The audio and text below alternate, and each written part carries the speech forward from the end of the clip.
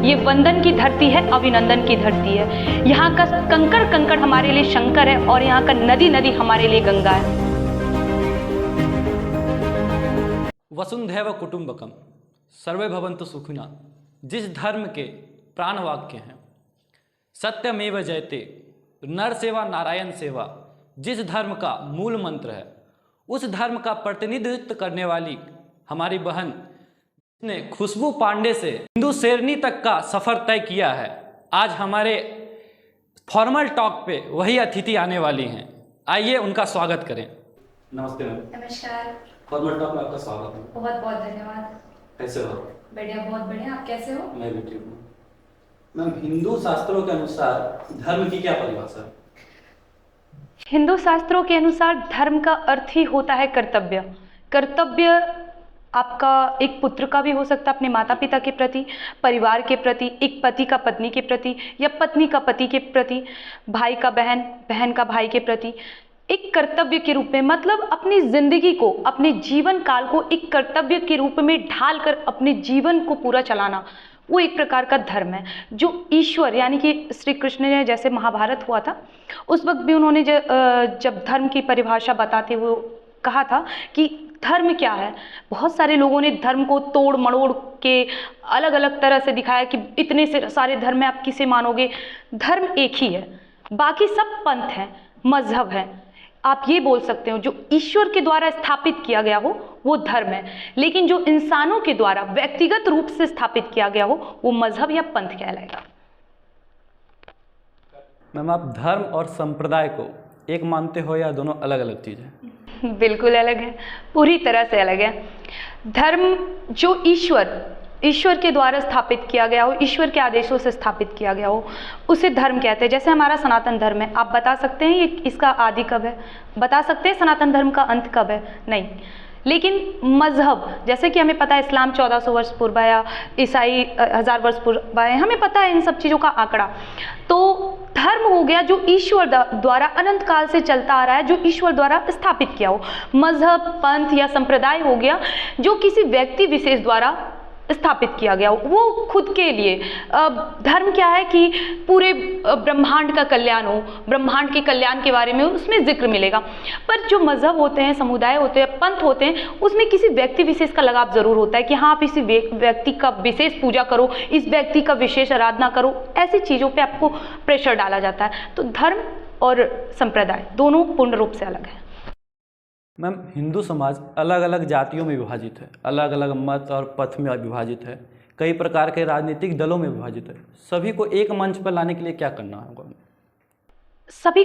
सभी हिंदुओं को एक मंच में लाने के लिए उनको ये भूलना होगा कि हम ब्राह्मण हैं, हम राजपूत हैं, हम वैश्य हैं, हम शूद्र हैं। यदि कोई कुर्ता पैजामा, धोती कुर्ता पहन के निकलता है, सिखा रखता है, तो लोग देख के कहते हैं ब्राह्मण है। ये केवल ब्राह्मणों के लिए नहीं है। जनेऊ पहन के निकलता है तो ये ब्राह्मण है। ये केवल ब्राह्मणों के लिए नहीं है, ये पूर्ण रूप से पूरे समुदाय के लिए, चारों वर्णों के लिए है। ब्राह्मण, क्षत्रियों को या वैश्यों को, शूद्र को, ब्राह्मणों का काम होता था ज्ञान अर्जित करना, ज्ञान बांटना, है ना। चाहे वो शस्त्र का ज्ञान हो, चाहे वो शास्त्र का ज्ञान हो। तो जब वो ज्ञान बांटते हैं तो जो ज्ञान वो अपने से किसी दूसरे लोगों को देते हैं तो वही चीज तो उनमें हुई हुआ ना। तो जो रूप ब्राह्मण धारण करते हैं वही रूप तो तीनों वर्णों का हुआ। तो हम चारों वर्णों को एक रूप धारण करना चाहिए, जिसकी वजह से हमें ये ना लगे कि अच्छा वो ब्राह्मण है, वो राजपूत है, वो शूद्र है। हमें बांटने का काम अगर वाकई में किसी ने किया है तो वो है राजनीतिक दल। उन्होंने हमें विशेष रूप से बांटा, कहीं ब्राह्मणों में, कहीं ठाकुर, कहीं यादव, इस तरह हमें विभाजित करके, कहते हैं ना फूट डालो और राजनीति करो। अंग्रेजों का फॉर्मूला अब इन राजनेताओं ने अपनाया। भगवान ने हमें बांटा वर्णों के अनुसार, क्यों? ताकि हम आपस में उलझे ना। हम लोगों को पता रहे कि हम ब्राह्मण हैं, अच्छा हमारा ये कर्तव्य है, हम क्षत्रिय हैं, हमारा ये कर्तव्य है, हम वैश्य हैं, हम शूद्र हैं, हमें अपना कर्तव्य पता रहे। इसलिए भगवान ने हमें वर्णों के अनुसार बांट दिया। बहुत सारे लोग कहेंगे ब्राह्मणों को ऊंचा दिखाया गया, जैसे कि हमारे शास्त्रों में बताया गया कि ब्रह्मा के मुख से निकले हैं ब्राह्मण, भुजा से क्षत्रिय, जंघा से वैश्य और चरण से शूद्र। उसके अलग अलग तरीके हैं, कारकाल हैं। उसमें भी लोगों को दिक्कत कि नहीं शूद्रों को छोटा दिखाए। उन्हें शूद्रों का अर्थ तक नहीं पता कि जिस शूद्र की कल्पना, जिस शूद्र के बारे में वैदिक काल में बताया गया और जिस शूद्र की बात आज हम कर रहे हैं, वो दोनों एक नहीं है। उन दोनों में बहुत अंतर है और इस बात का इन लोगों को धर्म से तो मतलब नहीं है। तो मैं एक बार सुझाव दूंगी, डॉक्टर भीमराव अंबेडकर द्वारा लिखी गई जो पुस्तक है, आप एक बार उनको भी पढ़ें, जिसमें उन्होंने साफ तौर पे ये कह दिया है कि जिस शूद्र की कल्पना वैदिक काल में की गई और जो शूद्र हमारे देश में आज मौजूद हैं वो दोनों एक नहीं है। इसीलिए वर्णों के हिसाब से जो बटे उनको रहने दें, पर जातियों में बांटकर ये जो षड्यंत्र हमारी भगवत गीता में एक श्लोक है, चातुर्वर्ण्य मया सृष्टम गुण क्रम विभागशः, जिसका अर्थ होता है कि यदि आपका जन्म ब्राह्मण में हुआ लेकिन आपके कर्म शूद्रों वाले हैं तो आप ब्राह्मण निशूद्र कहलाएंगे, लेकिन यदि आपका जन्म शूद्र में हुआ और आपके कर्म ब्राह्मण वाले हैं तो आप शूद्र नहीं ब्राह्मण कहलाएंगे। ब्राह्मण का अर्थ ही होता है कर्तव्य, मतलब जो पूर्ण रूप से संकल्प हो, पूर्ण रूप से, ये ऐसा कुछ नहीं है कि जातिवाद में बांटा गया। तो सबसे पहले हम जो राजनीतिक दल के पेचों में पड़ के जातिवाद के आधार पे टुकड़े में बटे हैं वो सब एक हों, अपने अंदर जो त्रुटियां हैं, जो छोटी मोटी गलतियां हुई हैं, प्राचीन काल में भी कुछ हुई हैं, तो उन सब चीज़ों को समेटें, अपने असली इतिहास को समझें। अगर वाल्मीकि द्वारा रचित रामायण सिर्फ शूद्र नहीं पढ़ते हैं, वाल्मीकि किस कास्टिज्म से थे, हम भी कह सकते हैं ना वो तो निम्न कास्ट के थे, लेकिन क्या अभी सिर्फ निम्न कास्ट वाले लोग पढ़ते हैं? होइए सोई जो राम रचि राखा, को करी तर्क बढ़ावे साका, ब्राह्मण है। और हमारे रामचरितमानस का पहला पाठ, तो यही चीज़ है। ये चीज़ जब लोग समझ जाएंगे कि हमें जातिवाद में ना बटकर हमें केवल और केवल हिंदू बनकर रहना है, सनातन बन के रहना है, सब एक हो जाएंगे। मैम, जाति को कर्म के अनुसार बांटा गया था, पर आज किसी भी बच्चे का जन्म होता है तो उसे पहले डिफाइन कर दिया जाता है कि निम्न जाति में पैदा हुआ, ऐसा क्यों? सबसे पहले बात कि अगर आप हमारे धर्म की बात करें तो हमारे भगवान ने कभी हमें जाति के अनुसार बांटा ही नहीं, उन्होंने वर्ण तैयार किए। वर्ण मतलब आपको कर्तव्य के अनुसार उन्होंने बांटा कि हाँ अच्छा इसने ऐसे काम किए हैं तो ये ब्राह्मण, अच्छा ऐसे काम किए हैं तो ये क्षत्रिय, उस हिसाब से बांटा गया। लेकिन क्या हुआ, आपको याद होगा हमारे भारत का सबसे बड़ा विध्वंस नालंदा विश्वविद्यालय, उससे बड़ा विध्वंस मेरे नज़र में कोई नहीं है, जहाँ पे महीनों महीनों तक हमारी पुस्तकें जलती रहीं। आज उसी का परिणाम है कि आज हम अपने लोग आपस में लड़ रहे हैं, क्योंकि यदि वो सब ग्रंथ आज हमारे पास मौजूद होते तो ये जो हमें अधूरी जानकारी है ना, हमारे बिहार में भी कहते हैं अज्जल गगरी छलकत जाए, अभी 99% हिंदुओं की स्थिति वही है। वो उन्हें ये नहीं पता कि इस शब्द का अर्थ क्या भी, जैसे मैंने बिहार के शिक्षा मंत्री का बयान सुना था, वो कुछ कह रहे थे तो उनको ये नहीं पता है कि किस चीज़ का अर्थ क्या है, पंथ क्या है, पंक्ति क्या है, उन्हें नहीं पता। लेकिन रट्टू तोता की तरह राजनेता गए वहाँ पे और जाके बोल दिए। इससे क्या होगा कि जो लोग उनके सपोर्टर हैं वो और ज़्यादा, मतलब हम सही नेता को वोट दिए, देखो तो सनातन धर्म हमारे विरोध है, तो ये मानसिकता पैदा हो जाती है। अभी क्या, अब हमारी बात लो, आप जैसे कह रहे हो कि कोई भी बच्चा हुआ उसे डिफाइन कर दिया गया निम्न जाति में पैदा, वाल्मीकि जी भी तो निम्न जाति में पैदा हुआ है, तो क्या उन्हें भी बोला गया होगा कि तुम तो शूद्र हो, लेकिन क्या उन्होंने शूद्रों वाले काम किए? उन्होंने तो ब्राह्मणों वाले काम किए। ज्ञान देना, लिखना, रामचरितमानस पूरा का पूरा लिख देना, ये तो कौन करता है? ब्राह्मण करते हैं, तो हमारे नज़र में तो वो ब्राह्मण हुए। ये सब चीज़ें होता है ना, मन में एक धारणा बनाना। अभी एक ढोल गवार शूद्र पशु नारी सबके सब है ताड़न के अधिकारी, मतलब सबके सबको मारो, सबको गाली दो, ये सब ना कुछ चीज के लायक नहीं है। ताड़न का अर्थ क्या होता है? प्रताड़ित करना नहीं, ताड़न का सही अर्थ होता है शिक्षा देना। इस चीज को लोग नहीं समझे। ताड़न के अधिकारी मतलब ढोल गवार शूद्र पशु नारी सबको मारो, सबको जिंदा रहने के हकदार नहीं है। हमारा सनातन धर्म कभी भी किसी को हानि पहुंचाना नहीं बताता, और इसका गवाह है, इतिहास गवाह है कि इतने वर्षों में भारत ने आज तक कभी भी किसी अन्य देश पर आक्रमण नहीं किया, इसका ये गवाह है। आप हर चीज़ों को मिलाकर देखिए, जब तक छोटी जाति बड़ी जाति ये भिन्नता रहेगी ना, तब तक हम आप ऐसे ही आपस में लड़ते रहेंगे, बातें करते रहेंगे। क्यों? ऐसी मानसिकता पैदा कर दी गई है राजनेताओं के द्वारा। इन सब का मुख्य कारण राजनेता ही हैं। मैं आपको बताती हूँ, यूपी का आपको बात याद होगा, जहाँ पे मुलायम सिंह यादव ने राम भक्तों पे गोलियां चलवाई, कल्याण सिंह ने उन राम भक्तों का समर्थन किया, उसके बाद दोनों मिलकर आपस में चुनाव लड़े। ये राजनीति है सर। इसी चीज को लोग नहीं समझते हैं कि भैया तुम्हें जातिवाद के आधार पे लड़ाया जा रहा है। अभी बहुत सारी जगह घटना होती है, वहां पत्थरबाजी। अच्छा बताइए, रामनवमी में जब जुलूस निकलते हैं तो क्या केवल ब्राह्मण निकालते हैं, केवल क्षत्रिय निकालते हैं, केवल वैश्य उसमें पैसे लगाते हैं, या केवल शूद्र? नहीं ना। लेकिन फिर भी मुसलमान उस पर पत्थरबाजी करते हैं। क्यों?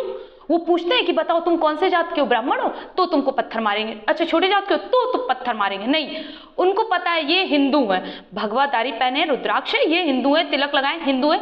इनके मोर्चे पे पत्थर फेंको। तो लोग इस चीज को समझें कि उन्होंने केवल हिंदुओं को टारगेट किया है और हम हिंदू जातिवाद को टारगेट कर रहे हैं। इस चीज को भूल जाइए, सब एक हो जाएंगे। मैम, देश में गरीबी है और शिक्षा भी है और बहुत सारे ऐसे समस्याएं हैं जिससे हमारे देश की जनता जूझ रही है, तो इसे किस प्रकार दूर किया जा सकता है? इसे दूर करने के लिए ही हमारे देश में वोट होते हैं। हम लोग सब एक राजा के रूप में सरकार बनाते हैं, जिनको हम 5 साल तक ये हक देते हैं कि आप हम सभी के सभी दुखों को दूर करें, चाहे वो शिक्षा से संबंधित हो, वो आर्थिक समस्या हो, सामाजिक समस्या हो, देश की समस्या हो, धर्म की समस्या हो, बेटी की समस्या हो, उन सभी समस्या को सुलझाने के लिए हमने सरकार बनाया 5 साल में, कि ताकि आप हम लोग को देखो। ये सारा जिम्मा उन पे है, लेकिन कुछ कर्तव्य हैं, कुछ नहीं, अधिकतर कर्तव्य हैं जो हम नागरिकों को निभाने चाहिए, चाहे वो शिक्षा के मामले में हो। शिक्षा बहुत ज़रूरी है। केरला बहुत शिक्षित राज्य है, भारत का सबसे शिक्षित राज्य है। वहाँ पे क्या घटनाएं हो रही हैं? सबसे ज़्यादा धर्म परिवर्तन वहीं पे हो रहा है। क्यों? सबसे ज़्यादा अभी द केरला फाइल्स बनी है ना, सोच के हमारे रोंगटे सिहर जाते हैं कि हमारे सबसे शिक्षित राज्य में, भारत का सबसे शिक्षित राज्य का ये स्थिति है। शिक्षा को तो कभी आप इससे जोड़ ही नहीं सकते हैं। बिहार क्या, इसे विकसित, एकदम विकसित राज्य के रूप में देखा जाता है। क्यों? यहाँ के नेताओं की वजह से, ना कि यहाँ के नागरिकों की वजह से। यहाँ पे आज भी 71% कहते हैं ना, अच्छा बिहार से, हमें कोई दिल्ली में मिलता है, कहाँ से आओ भैया? बिहार से। यूपीएससी का प्रिपरेशन? हाँ जी। तो फाइनल है कि 71% यहीं से निकलने वाले हैं आईपीएस आईएएस। तो फिर शिक्षा की कमी कहाँ? शिक्षा की कमी कहीं नहीं है, लेकिन जो कहते हैं ना, शिक्षा लिया सभी ने, ग्रहण सभी ने किया है, लेकिन शिक्षा का सही उपयोग लोग नहीं समझ पाए। गरीबी पहले भी थी। एक गरीबी मैं आपको बता दूं, अगर याद ना हो तो, जब हमारा देश एक रोटी के लिए तरस रहा था, 2 वक्त की रोटी नहीं मिल पा रही थी, मर्दों को धोतियां नहीं मिल पा रही थी, स्त्रियों को साड़ियां नहीं मिल पा रही थी, तब हमारे देश के आदरणीय प्रधानमंत्री पंडित जवाहरलाल नेहरू के लिए जापान से सिगार आते थे। गरीबी उस वक्त भी थी, लेकिन अभी क्या हो गया? प्रोपेगेंडा छिड़ गया है। क्यों भाई? 2014 के बाद केवल हिंदू मुसलमान हो रहा है। ये सरकार ये कार्य नहीं कर रही है, केवल हिंदू मुसलमान कर रही है। एक बात मैं बताती हूँ, अगर देश में वाकई में हिंदू मुसलमान किसी ने किया है तो वो है कांग्रेस। 1947 में हमारे देश के बंटवारे एक चीज पर हुए। किस चीज पर? धर्म के आधार पर। क्यों भाई? धर्म के आधार पे आपने देश के 2 टुकड़े कर दिए, और यदि कर दिए तो सभी के सभी, जो जिस नाम पे आपने हिंदू और मुसलमान किया था ना, हिंदू का देश भारत और मुसलमान का देश पाकिस्तान, तो सभी मुसलमान वहां जाने चाहिए थे। तो जो यहाँ रह गए, वो उन लोगों ने क्या स्थिति पैदा की? आज 1.5% से कितने हो गए? 50%। हमारी छाती पे मूंग दल रहे हैं। और पाकिस्तान की स्थिति देख लीजिए, वहां पे 21% हिंदू से, आज 1% से भी कम रह गए हैं। तो ये कहीं ना कहीं एक सरकार जो 70 साल से हमारे देश में राज करती आ रही थी, उन सब के बदौलत हमें झेलना पड़ रहा है। और सबसे बड़ी बात, हम वही चीज देख रहे हैं जो गलत मीडिया हमें दिखा रही है। प्रोपेगेंडा पूरी तरह से फैला के, मतलब लड़कियां मर रही हैं, लफ्जियात में लड़कियां कट रही है, वो मत दिखाओ। अभी मैं एक बात बताऊं, सीमा हैदर आई थी ना पाकिस्तान से, पूरा चारों तरफ नेशनल मीडिया कवरेज कर रहा है। उसी दिन एक कर्नाटक में एक स्कूल है, मुझे नवज्योति स्कूल विद्यालय, ठीक है, वहीं पे 3 मुस्लिम लड़कियों ने बाथरूम में कैमरा लगा दिया ताकि हिंदू लड़कियों का वीडियो रिकॉर्ड कर सके कपड़े खोलते वक्त, और उस वीडियो से अपने भाइयों के जरिए उसे ब्लैकमेल करवाया गया। उसी दिन की बात है, लेकिन क्या इसे कवरेज किया गया, और ये स्थिति हुई कि उन सभी हिंदू लड़कियों को उन मुसलमान लड़कों ने बलात्कार किया और उसे मार कर फेंक दिया। इस चीज को दिखाया मीडिया ने? नहीं ना। तो दिक्कत हम में है। हम जब तक उस सच्चाई को नहीं समझेंगे, गरीबी है, कहाँ गरीबी है? झोपड़पट्टी है लोगों में, लेकिन घर में जाके देखिए एलईडी टीवी लगी है, किसके घर के बाहर पल्सर नहीं लगे हैं। ये सब मानसिकता धारणा बन चुकी है। गरीबी पहले भी थी, लाचारी पहले भी थी, ये जो भी महंगाई है ना, महंगाई पहले भी थी, लेकिन फोकस आज ही कर रहे हैं क्योंकि विपक्षी दल ये चाहते हैं कि आप उस पर फोकस करो। हम एक चीज पे फोकस कर रहे हैं, उसका नाम है धर्म। मेरा धर्म बचेगा तो देश बचेगा, क्योंकि देश का बंटवारा ही धर्म के आधार पे हुआ है। हम अपने धर्म पे ध्यान दे रहे हैं। मैम, देश में किसी भी बेटी के साथ दुष्कर्म होता है तो हमारी राजनीतिक दल उस पर राजनीति करती है। आप इसे किस दृष्टि देखते हैं? ये बात बिल्कुल आपने सही कही। मैंने इसका जिक्र एक बार नेशनल टेलीविज़न पे भी किया था कि जब हमारे देश में किसी भी बेटी का मृत्यु होता है, किसी भी का मतलब यदि मुस्लिम की बेटी का मृत्यु हो तो कांग्रेस वाले हाय हाय करते हैं, यदि हिंदू की बेटी का मृत्यु हो बीजेपी वाले हाय हाय करते हैं। कुल मिला के बात यह है कि मरती बेटियां हैं पर राजनेता इस पर अपनी सत्ता की रोटियां जरूर सेक लेते हैं। तो ये सुधार करने की ज़रूरत किस में है? हम में ना, हमें इसके लिए उठना पड़ेगा। मैं सभी बेटियों का सम्मान करती हूँ क्योंकि मेरे अनुसार किसी भी बेटी का कोई धर्म नहीं होता।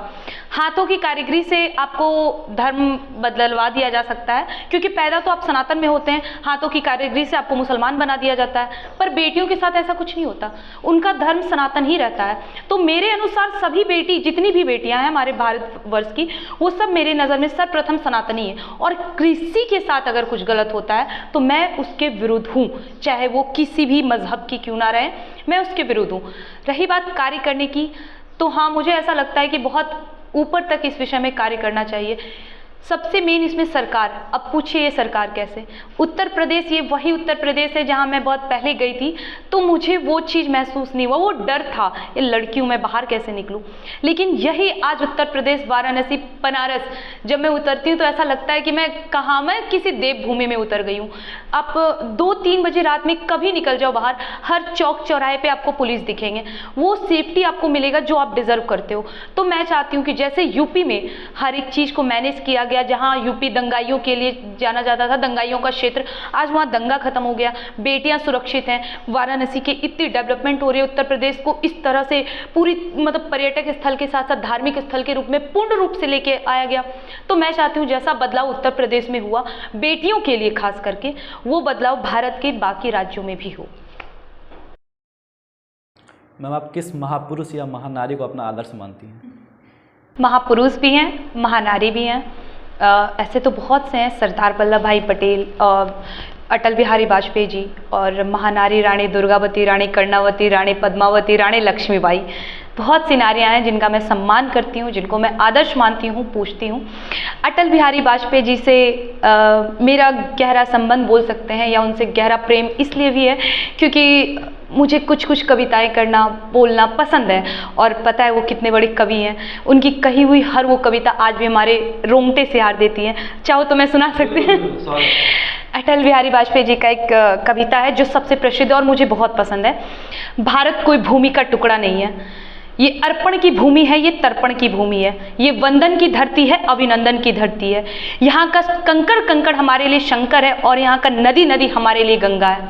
हम जिएंगे तो इस भारत के लिए और मरेंगे तो इस भारत के लिए, और मरने के बाद जब बहती हुई गंगा जल में हमारी अस्थियों को कोई कान लगाकर सुनेगा तो उससे एक ही आवाज़ आएगी, भारत माता की जय। और अभी इनका भी एक कवित्री हैं, वो कविता तिवारी। अभी वो एक ऐसी नारी हैं मेरे जीवन की जिनसे मिलके मैं उनका चरण जरूर स्पर्श करना चाहूँगी। और उनका भी एक कविता है जो मैं आए दिन हमेशा कहती हूँ।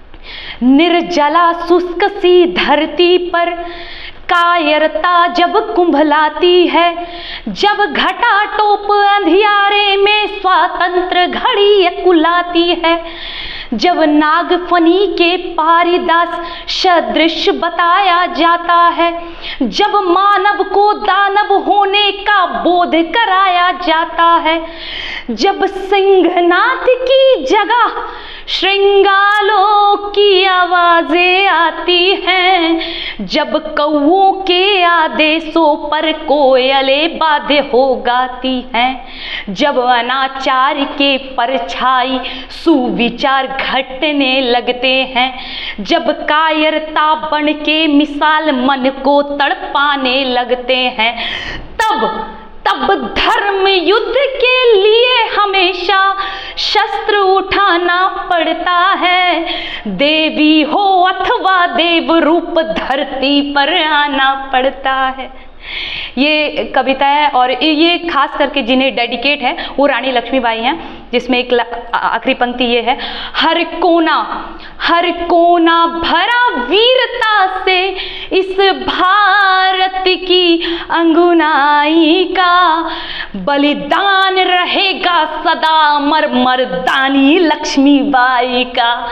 ये है इनकी कविता जिन्हें मैं आदर्श मानती हूँ और जिनका मैं सम्मान करती हूँ, और जो मैं हूँ अपने माता पिता, अपने गुरु के बाद आज मैं जो हूँ, जिस हिसाब से आप मुझसे बात कर पा रहे हो, अटल बिहारी वाजपेयी जी और कविता तिवारी जी की वजह से। मैम, आप किस राजनीतिक दल से प्रभावित हैं? जो हमारे देश हित धर्म हित के लिए कार्य करता है, हम उसके साथ हैं, उसके समर्थन में हमेशा हैं। और हमें बहुत अच्छे से पता है, आपको भी पता, आप खुद भी एक युवा हैं, तो भारतीय जनता पार्टी जो हमारी मौजूदा सरकार है, वो जिस तरह देश हित धर्म हित के लिए कार्य कर रही है, देश को विश्व गुरु बनाने की ओर लेके जा रही है, उस हिसाब से तो मेरा उनसे प्रभावित होना। और सबसे बड़ी बात ये है कि जो अभी हमारे प्रधानमंत्री हैं, उनकी उम्र भले ही बहुत हो रही है, हमारे मतलब पिताजी दादाजी की उम्र की है, लेकिन उनसे युवा बहुत प्रभावित है। और युवाओं को सही दिशा देने का कार्य राहुल गांधी ने नहीं, नरेंद्र मोदी ने करा है। युवा वो सिर्फ नाम के हैं। तो ऑब्वियसली मैं भारतीय जनता पार्टी से प्रभावित हूँ, उनके कार्यों से प्रभावित हूँ। जिस तरह वो देश हित धर्म हित के बारे में कह रहे हैं, ना सिर्फ अपने देश में रहकर बल्कि विदेशों में जाकर जिस तरह वो भारत का डंका बजा रहे हैं, जय श्री राम का नारा गूंज रहा है। आज देश में लोग नाम लेने से पहले जय श्री राम या भगवा रंग लेने से पहले कतराते थे। यही विदेशों में जाओ तो कैसे स्वागत होता है, भाई जय श्री राम। जो लोग मतलब हाथ मिलाना होता था, ये ऐसे होते थे, आज सीधा जय श्री राम। भारत से अच्छा जय श्री राम। तो ये चीज़ हमें कहीं ना कहीं देश के प्रधानमंत्री आदरणीय नरेंद्र दामोदर दास मोदी जी ने दी है। तो मैं भारतीय जनता पार्टी से प्रभावित हूँ। मैम, आप माननीय नरेंद्र मोदी जी की कार्यकाल को किस दृष्टि से देखते हैं? क्या वो सफल रहा? 70 साल से जो कार्य होने की आशंका हो रही थी, पर हमें सिर्फ कहा जा रहा था, वही बात है ना, मंदिर वहीं बनाएंगे लेकिन तारीख नहीं बताएंगे। ये कार्यकाल किसके समय में चल रहा था? 70 साल से जो उस वक्त सरकार थी। लेकिन अभी जिस सरकार का चुनाव हुआ 2014 से जो सरकार है, उन्होंने भी यही दावा किया कि मंदिर वहीं बनाएंगे। हमने तो केवल एक मंदिर का सोचा था, चलो कम से कम राम मंदिर बन जाए भैया, राम मंदिर से बन जाए। लेकिन अब एक मंदिर छोड़ के 30,000 मंदिरों का जिक्र हो गया। धारा 370-35 से कहाँ पे ये महबूबा मुफ्ती इन लोगों का बयान आया करता था, धारा 370-35 से हटाना मतलब बारूद से खेलना। लो भैया, हमने बारूद से खेल लिया। तो ये भी कहाँ संभव हुआ? बीजेपी के कार्यकाल में। जिस लाल चौक पे लोग जय हिंद नहीं बोल पाते थे, आज उस लाल चौक पे तिरंगा लहर रहा है। किसकी बदौलत? भारतीय जनता पार्टी की बदौलत। उनके जितने भी आयुष्मान भारत योजना, एयर स्ट्राइक, सर्जिकल स्ट्राइक, हर कार्य, जितने भी बेहतर कार्य हैं, मेरे अनुसार, जहाँ तक मेरी उम्र हो रही है, मैं अपने अनुसार से देख पा रही हूँ, भारतीय जनता पार्टी के कार्यकाल और नरेंद्र मोदी जी द्वारा, खास करके बेटी बचाओ बेटी पढ़ाओ, है ना, बुलेट ट्रेन हो गई, गंगा क्लीनिंग हो गए, वाराणसी डेवलपमेंट हो गया, ऐसे बहुत से कार्य हैं जिनसे मैं काफ़ी प्रभावित हूँ। और ना सिर्फ उस विषय में उन्होंने मुद्दे पे बात की, बल्कि वो करके दिखाया। राम मंदिर पे बात की, करके दिखाया। धारा 370-35 पे बात हुई, करके दिखाया। 35 पे बात हुई, करके दिखाया। अभी मथुरा काशी पे बात हो रही है, वो भी होगा। तो धीरे धीरे धीरे हम समय देंगे। कहीं कहीं ऐसा लगता है 70 साल से एक कचरा जमा था, ठीक है, हमारे देश में एक कचरा जमा था, उसे निकालने में थोड़ा समय लगेगा। तो जिस अनुसार भारतीय जनता पार्टी का कार्यकाल चल रहा है, उस हिसाब से तो मैं प्रभावित हूँ, भारतीय जनता पार्टी से भी और उनके द्वारा किए गए कार्यों से भी। मैं अभी चंद्रयान 3 जहाँ लैंड हुआ, उस पॉइंट का नाम शिव शक्ति पॉइंट रखा गया, जो काफ़ी अभी चर्चा में है और बहुत विवाद हो रहा है उस पर। आपसे किस दृष्टि से, आपका क्या राय है इसके ऊपर? इसमें विवाद का तो कोई विषय ही नहीं बनता है। चंद्रमा को तो हमेशा सनातन धर्म से हम लोग चंद्रदेव कहते भी है ना, चंद्रदेव हमारे सबसे खूबसूरत चंद्रदेव, तो ये तो सनातन धर्म से है ही रिलेट। मैं ये चीज़ पूछना चाहूँगी, इससे पहले जब चंद्रयान ऊपर जा रहा था, विक्रम कहीं रुक गई थी और उस पॉइंट का नाम दिया गया था नेहरू, ठीक है ना, मतलब आप समझ लो नेहरू सोच के गया था, इसीलिए वो लैंड नहीं हो पाई। इस बार शिव शक्ति सोचा गया तो वो लैंड हो गई। अब मैं एक सवाल करती हूँ, तुम्हें अर्धनारीश्वर से क्या दिक्कत? अर्धनारीश्वर का मतलब किन्नर समुदाय, तुम्हें उनसे क्या दिक्कत? अर्धनारीश्वर जब शिव और पार्वती एक होते हैं, जिसे शिव शक्ति का नाम दिया गया है ना, वो जब एक होते हैं तो वो एक पुरुष और नारी दोनों का स्वरूप होते हैं। अब मैं मुसलमान समुदाय से, ऑब्वियसली वही लोग सवाल भी कर रहे हैं, उनसे ये पूछना चाहूंगी कि तुम्हें अर्धनारीश्वर से क्या दिक्कत है, क्यों? अब इसी चीज को आप दूसरे तरह से देखिए। हमारे धर्म में हर लोगों को अलग अलग मान्यता दी गई है। स्त्री को लक्ष्मी का रूप, अन्नपूर्णा का रूप, नव देवी का रूप, पुरुष को विष्णु स्वरूप, जिनका पैर दबाती हुई हमारी लक्ष्मी माँ स्त्री रहती हैं। सबको अलग वहीं पे जगह दी गई है हमारे किन्नर समुदाय को, अर्धनारीश्वर बोल के। अर्धनारीश्वर यानी शिव और शक्ति का रूप। यही जब मुगल हमारे देश में आए तो इनको क्या दिया गया, छक्का, हिजड़ा, इन सब नाम देकर उन्हें बदनाम कर दिया गया। क्यों? इनकी मानसिकता ही बदनामी और विध्वंस की होती है। अब वो हमेशा त्रुटि ढूंढते हैं कि कहाँ हमें मौका मिले और हम घात करें। अभी बहुत सारी बदलाव आ रहे हैं हमारे देश में, बहुत सारी ऐसी चीज़ें आ रही हैं जहाँ पे बता दिया जाता है कि हिंदू रक्षाबंधन में राखी नहीं पहन के आएगा स्कूल में, या पर्व त्योहार में छुट्टियाँ नहीं दी जाएंगी। ये मुहर्रम कितने दिन का होता है? 30 दिन का। बंद करिए 30 दिन तक स्कूल, है किसी में हिम्मत? यही जो चीज़ आज हमारे राज्य में हो रहा है ना, इन हिंदू चीज़ों पे पाबंदियाँ जो लग रही है, यही चीज़ यदि अभी मुसलमान के साथ हुआ रहता तो आधा से ज़्यादा मुसलमान समुदाय रोड पे आता और हमारे देश की संपत्तियों को जलाता। यही फ़र्क है उनमें और हम में। और ये क्यों है? इसका विवेचना आज से 77 साल पहले हमारे डॉक्टर भीमराव अंबेडकर जी ने कर दिया था। क्या कह के? कि इस देश के मुसलमान हमारे कभी नहीं हो सकते। क्यों? क्योंकि वो इसे दारुल हर्ब मानते हैं, दारुल इस्लाम नहीं। दारुल हर्ब का मतलब होता है युद्ध का घर और दारुल इस्लाम का मतलब होता है इस्लाम का घर। यहाँ रहने वाले मुसलमान अदर मुसलमान कंट्री जो हमारे देश के विरुद्ध है उनका समर्थन कर देंगे, लेकिन इस देश में रहने वाले, चाहे वो हिंदू हो, वो सिख हो, जैन हो, वो पारसी हो, वो उसका समर्थन नहीं करेंगे। क्यों? वो इसे दारुल हर्ब मानते हैं, इसलिए उन्हें सिर्फ मौका चाहिए। अभी चंद्रयान ऊपर गया तो उन्हें खुशी मिलनी चाहिए। मैंने तो बहुत से वीडियोस ऐसे देखे, मदरसा में, मस्जिद में लोग पूछ रहे हैं कि चंद्रयान के विषय में क्या है चंद्रयान भैया, हमें कोई मतलब नहीं। तो जब इन्हें हमारे देश से मतलब नहीं, हमारे धर्म से मतलब नहीं, हमारे साइंस से मतलब नहीं, हमारे साइंटिस्ट से मतलब नहीं, तो फिर ये कौन होते हैं सवाल उठाने वाले? हमें गर्व है कि जिस पॉइंट पे लैंडिंग हुई है वहाँ का नाम शिव शक्ति है। इनफैक्ट हमारे देश का भी बहुत से राज्य हैं जिनका नाम बदल रहा है। अरे नालंदा विश्वविद्यालय को जला दिया भाई, और उसके नाम पे जिला बना दिया गया बख्तियारपुर। बख्तियार खिलजी ने हमारे नालंदा विश्वविद्यालय, उस 2 कौड़ी के लुटेरे के नाम पे हमारे जिला का नाम रख दिया गया। हम तो उसको बदलने की बात करते हैं। तो हम सच्चाई का समर्थन करते हैं और वो सिर्फ विद्रोह का काम करते हैं। तो मुझे नहीं लगता कि इसमें विद्रोह का कोई विषय है। शिव शक्ति नाम दिया गया है, ये बहुत अच्छी बात है हमारे लिए। और सावन का महीना भी था लैंडिंग के टाइम, तो ये बहुत अच्छी बात है, गर्व की बात है। इसमें कोई त्रुटि नहीं होनी चाहिए। आपसे बात कर काफ़ी अच्छा लगा मैम। आपने अपना बहुमूल्य समय हमें दिया, इसलिए धन्यवाद। मुझे भी आपके शो में आके बहुत अच्छा लगा और आप सबका बिहेवियर भी बहुत अच्छा लगा। और मुझे उससे भी अच्छा ये जानकर लगा कि जिस जमुई से मैं हूँ वहाँ पे आप जैसे युवा हैं जो मेरे समर्थन के लिए पीछे खड़े हैं। मुझे ऐसा लग रहा था कि कहीं ना कहीं मैं अकेली पड़ जाऊँगी, लेकिन आप सबसे मिलकर, आपके फॉर्मल टॉक्स में आके मुझे आपसे टॉक करके बहुत अच्छा लगा। और इस चीज़ के लिए आपका बहुत बहुत धन्यवाद। मैं आपकी आभारी हूँ कि आप सनातन धर्म के प्रति, अपने देश के प्रति इस तरह जागरूकता रख रहे हैं। और महादेव से यही विनती करूंगी कि आपके शो इसी तरह आगे चले और आप लोग बहुत आगे जाओ।